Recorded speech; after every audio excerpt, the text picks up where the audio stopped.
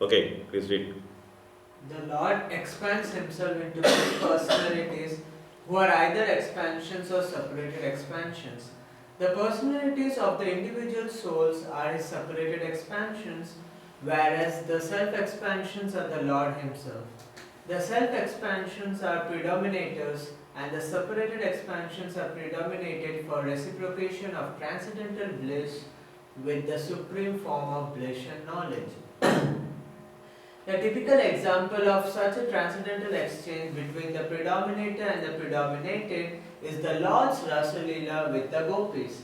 The Gopis are predominated expansions of the internal potency, and therefore the Lord's participation in the Rasa Leela dance is never to be considered like the mundane relationship of man and women.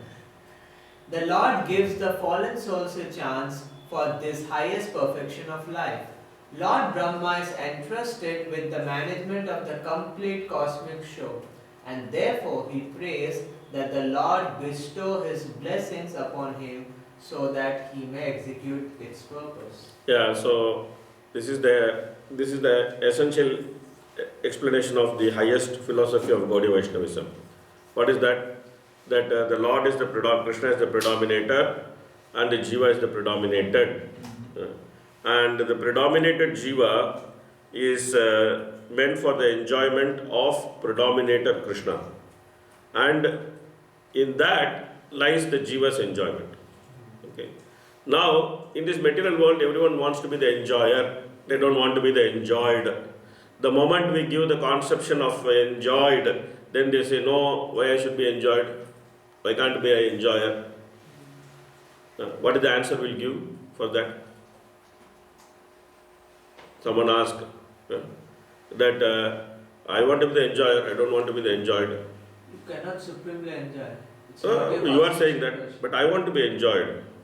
I don't want to be enjoyed, I want to be the enjoyer. Try. You cannot.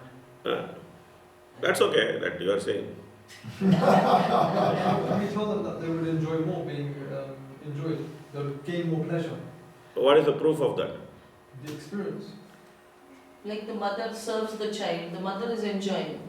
Though the child is like a king sitting, but the mother really feels so much happiness serving the child. But she may say, the mother may say, I am the enjoyer. Mother is saying that. The mother may say, I am the enjoyer. Yeah, but she's doing the servant kind of work, right? Correct. The concept is correct, but we are looking for a better example. Concept is correct. We're just looking for a better example. Like the watering the root of the tree. That No. Yeah. If you are really joyful, then you don't need to look for anything else. Yeah, but the conception of being enjoyer is more attractive than the conception of being enjoyed. But then he brought up a point. He said that being enjoyed is more joyful than being the enjoyer. I asked what is the proof. So she gave an example. Okay. Conception is correct, but only we are looking for the right example. Okay, the right example is the enjoyer himself. Krishna is the enjoyer. Okay. Oh yeah, what does he do? But he takes the form of Chaitanya Mahaprabhu so that he can actually enjoy the position of being the enjoyed, not the position of being enjoyer. So the so-called supreme enjoyer himself wants to take the position of the supreme enjoyed. That is our philosophy. The so-called supreme enjoyer, who is Krishna, supremely enjoyed is Radharani.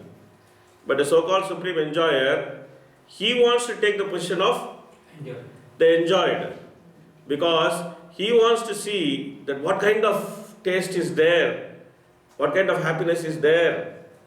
Because he is seeing that even though he is supposed to be the enjoyer, the supreme enjoyed, who is Radharani, she is more blissful than him.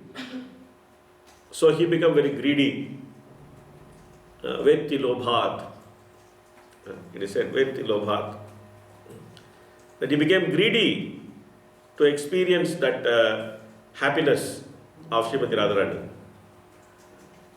That he actually took the position of a devotee.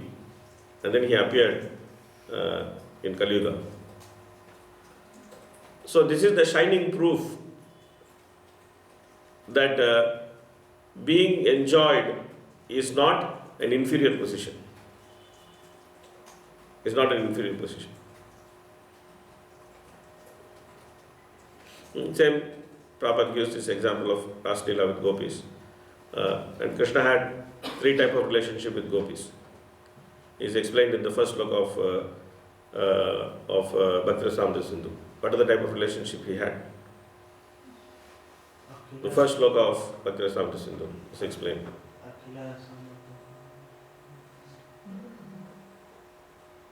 What was the question? Krishna has 3 types of relationship with the gopis. As explained in the first sloka of Bhakti Rasamrita Sindhu, the invocation sloka. Svakiya, Parakiya, those things? All gopis are Parakiya only, there is no Swakiya. So, some gopis like Taraka and Palika, he predominated. Some gopis like Lalita Vishaka, he was equal, friendly. With Radharani, he was predominated. So he had 3 types of relationship. So this is a typical example that in the spiritual exchange of being lover and the beloved, or being the enjoyer and the enjoyed, everyone is enjoyed. But in the material world, the situation is very different. The enjoyer is in a different position than the enjoyed. Sometimes the enjoyed may not be so happy. But the spiritual world is not like that. So with Radharani predominated over Krishna. Yeah. She is called Madana Mohana Mohini.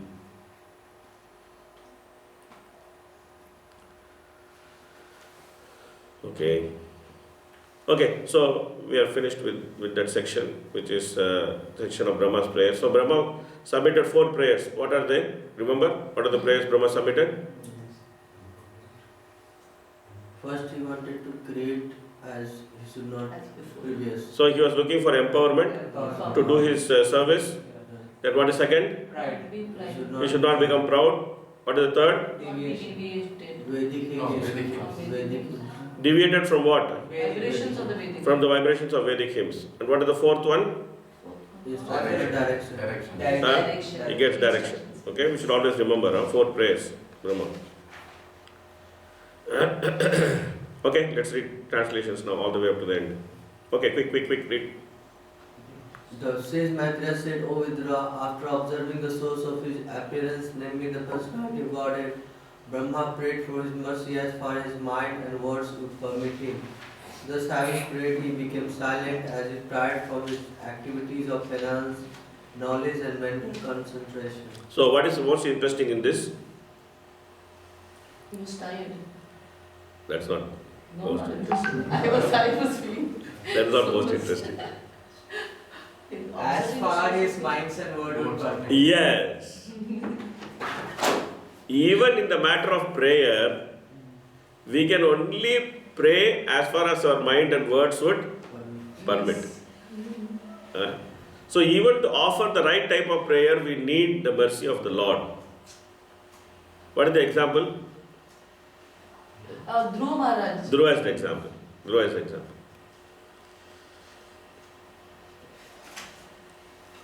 Okay, please read. Shall I read the translation? Yeah, translation. Yeah. The Lord saw that Brahma was very anxious about the planning and construction of the different planetary systems and was depressed upon seeing the devastating water. He could understand the intention of Brahma, and thus he spoke in deep, thoughtful words, removing all the illusion that had arisen. The Lord is now speaking. Okay. Granted before, or shall I read the whole translation or just the Translation. The Supreme Personality of Godhead then said, O Brahma, O depth of Vedic wisdom, be neither depressed nor anxious about the execution of creation, which you are begging from me has already been granted before. See? What did Krishna say? That you are praying to me, but it is already granted before. So the empowerment to execute an instruction comes along with the instruction itself. When we get an instruction, okay, the empowerment to execute that instruction comes along with the instruction itself. But what is needed to get that empowerment? This mood of prayer that is needed to get that empowerment. But it is coming as a package. When the spiritual master gives us initiation, so he is empowering us to chant 16 rounds to follow 4 regulative principles. So it is natural that we will be able to do it.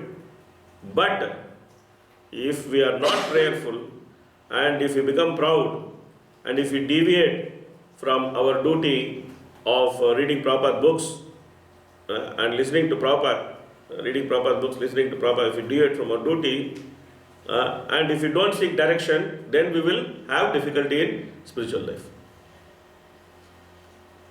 Then we will have difficulty in spiritual life. That's why these 4 prayers of Brahma are very important. Okay. Okay, please read next. O Brahma, split yourself in the penance and the meditation and follow the principle of the knowledge to receive my favor. By these actions, you will be able to understand everything from within your heart. Tadami buddhi yogam tam, Krishna In says. mercy of the Lord. No, let's finish the translations. Okay, please read. O Brahma, when you are absorbed in devotional service, in the course of your creative activities, you will see me in you and throughout the universe, and you will see that you yourself, the universe and the living entities are all in me. Yeah, so when we absorb ourselves in service, then we can actually experience Krishna. Okay, next, please read.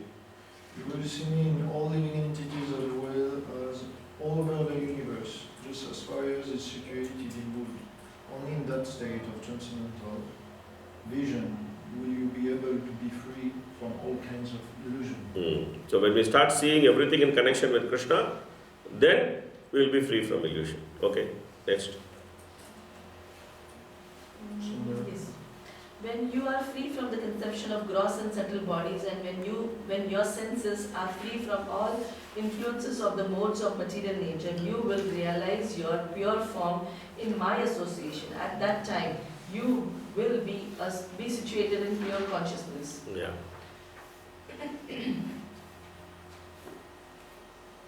Okay, please read.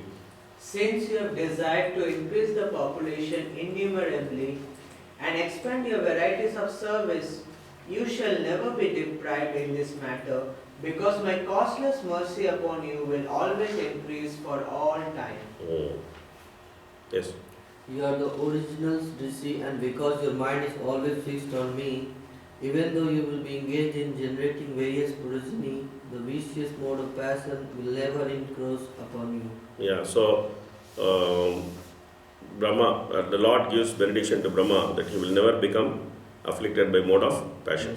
Okay. Yes. Guruji, so now Krishna is giving benedictions, but he gets affected with vak and all. So Prabhupada says that we are going to discuss that in the next, I think, 12th chapter we are going to discuss that. That Prabhupada says it happened before he heard Chatushloki. Is it the same Brahma or some Same other? Brahma, same Brahma. Sometimes it is said some other. No. It's there clear. The same Brahma. But it here, Prabhupada says this is before he heard Chatushloki. We go to that purport. Huh? How can it be possible? Chatushloki was then he started creating, right? Yes. No, but according to the explanation which is given by Prabhupada, not in every day of Brahma he hears Chatushloki. Oh. Some days of Brahma, in the beginning, it looks like he didn't hear Chatushloki. Oh, To hear so Chatushloki. Chatushloki here on the first day of appearance. No? You come, let's go to that. Because see, there is many difference between the acharyas about, there is many difference in the acharyas about even this day of Brahma, there is some difference between the opinion of acharyas. Different acharyas say that this is the day, like so. So if we have to answer, we have to only say that he didn't hear the Chatushloki. That's what why he Prabhupada was- says. That's why he was affected. That's what Prabhupada says. We'll go to the 12th chapter. That specific discussion of that pastime is there. There we'll see. That's what Prabhupada says. Although Although I am not easily knowable by the conditioned soul, you have known me today because you know that my personality is not constituted of anything material, and specifically not of the 5 gross and 3 subtle elements. Correct. Yeah. Okay, next. When you were contemplating whether there was a source to the stream of the lotus of your birth, and you even enter into the stream, you could not trace out anything, but at the time I manifest my form from within. Yeah, so unless the Lord Himself shows Himself, there's no way to see Him. Okay.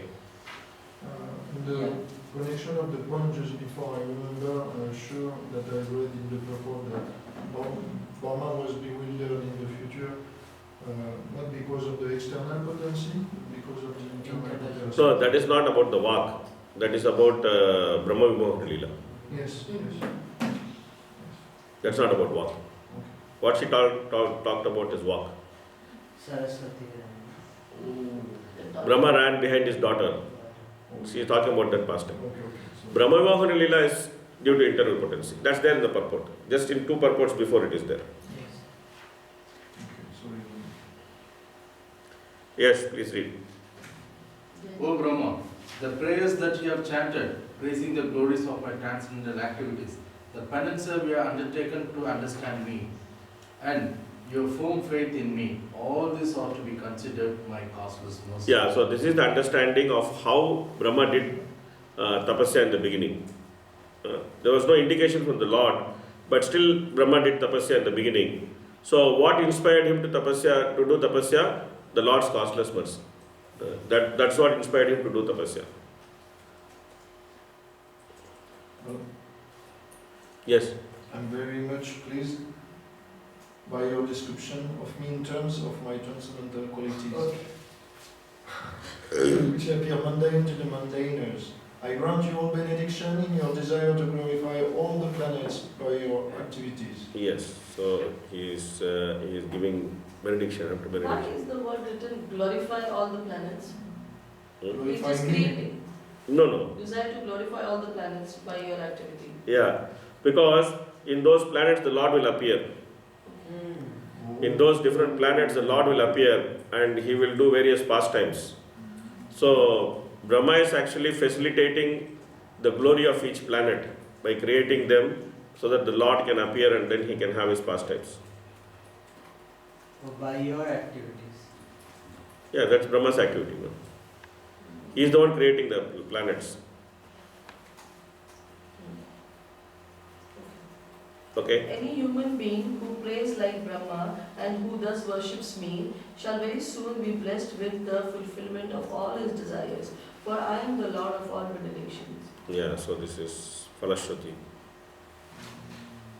It is the opinion of expert transcendentalists that the ultimate goal of performing all traditional good works, penances, sacrifices, charities, mystic activities, trances, etc., is to invoke my satisfaction. I am the super soul of every individual, the supreme director and the dearest. People are wrongly attached to the gross and subtle bodies, but they should be attached to me only.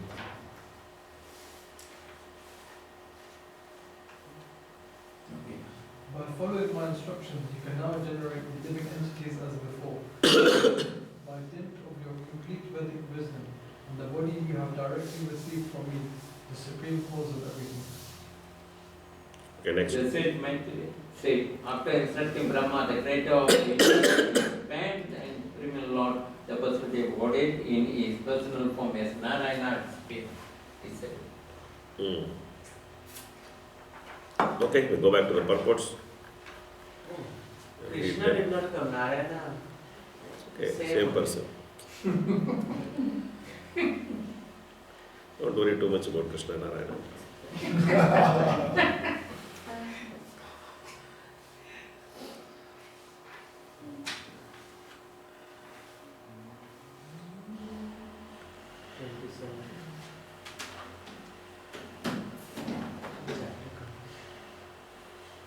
Okay, please read. Any person.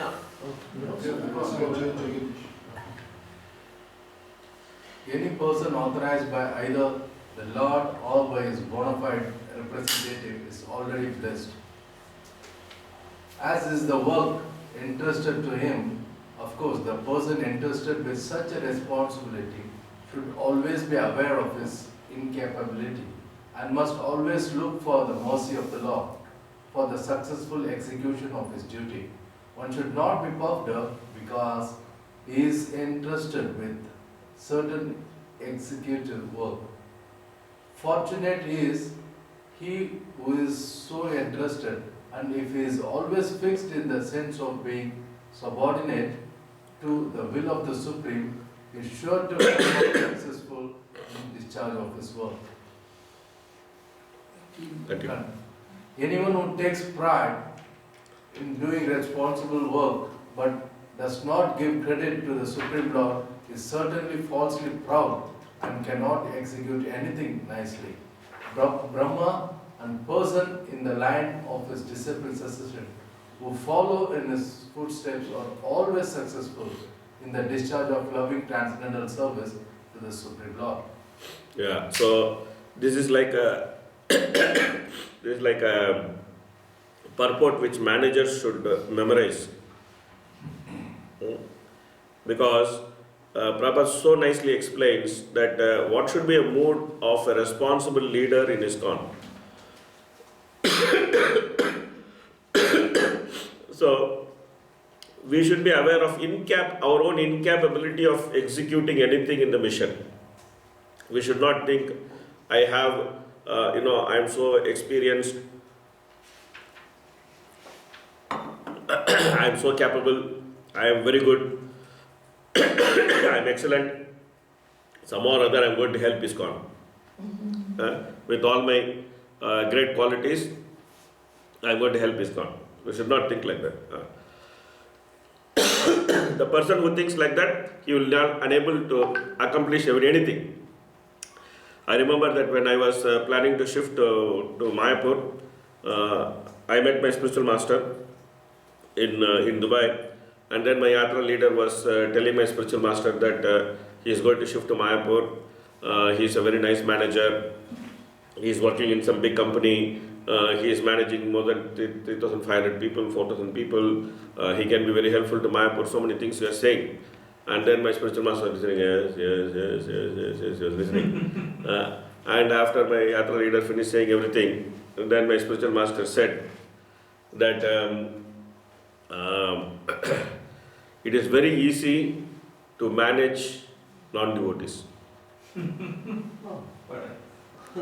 But it is very difficult to manage devotees. Why? Because you can only manage devotees by inspiring them.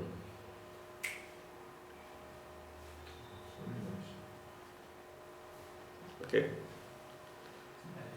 And 12 years in Mayapur, I have realized this in a very hard way. Not soft way, hard way. So, nobody should think that he is capable of doing even some simplest thing within the moment. Nobody should think that I am the best bathroom cleaner. I am the most qualified bathroom cleaner. Nobody can clean bathroom like me. Then he will fall down. Even the simplest task within the moment, one should understand that we are incapable of doing it. One should understand this. One should have this mood that I am incapable of doing it, but I am able to do it because of the mercy of the Lord. That's what Prabhupada says, that one should always be aware of his incapability and must look for the mercy of the Lord for successful execution of his duty. At no point we should give up our dependence on the Lord. This is not inferiority complex. Sometimes we may think, because in the material world we are told, you should believe in yourself. You should have self-belief. You should have self this. You have self that, and you should be self-driven. Everything they say in the material world, and in the material world, to be dependent on someone is considered as a disqualification.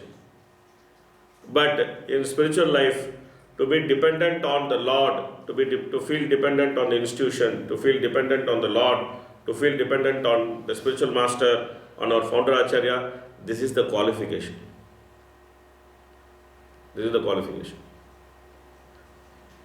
The moment we feel independent, then today or tomorrow we will have problem. Dependence is our strength. That's why Prabhupada says one should not be puffed up. And we should feel fortunate. Whenever we get some service, sometimes we may get some service which we may not be able to do. Sometimes we may be overloaded with service that we may not be able to take up another service. And yes, of course, at that time we have to say, no, I will not be able to do the service. But we should feel fortunate. Expressing our inability to do some service because we are already overloaded with so many things is something different from getting irritated with because service is given to us. That we should never be. We should never start thinking, oh, why these people are dumping all the service on me? Don't they find some other fellow to do some service? Everything they are dumping on me. That is a very bad mood to have. Very bad mood to have. We may be overloaded and practically we may not be able to do a service. So practically we may tell that project at my present level of commitment, I may not be able to take up another service. That's fine. That we should do also. We should know how to say no and where to stop ourselves so that we can execute our responsibilities, which is already we are having some responsibility, we can execute it properly. So we should know where to stop, where to say no, all these things we should know. But at the same time, we should feel very fortunate that Krishna wants us to do some service in this movement. So these are all very important things because sometimes in the course of, in the beginning everything is fine. When we come and we enjoy, when we join new as new bhakta, everything is fine. We are very fortunate, we are very fired up. We think that we can just turn this world upside down and then put it back in its right place, and then still we'll have energy to do many things. Okay, that's all fine in the beginning. It's called Upsahamayi. That one has that beginner's enthusiasm. But one should always keep that beginner's mood throughout one's spiritual life. That this is very important, which Prabhupada is saying. So, how to be successful? How to be successful?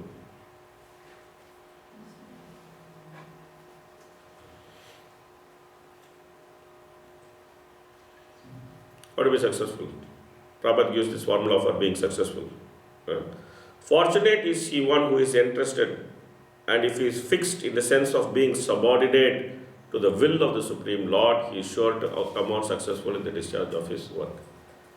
And Prabhupada actually embodied this mood of being subordinate to the will of the Supreme Lord.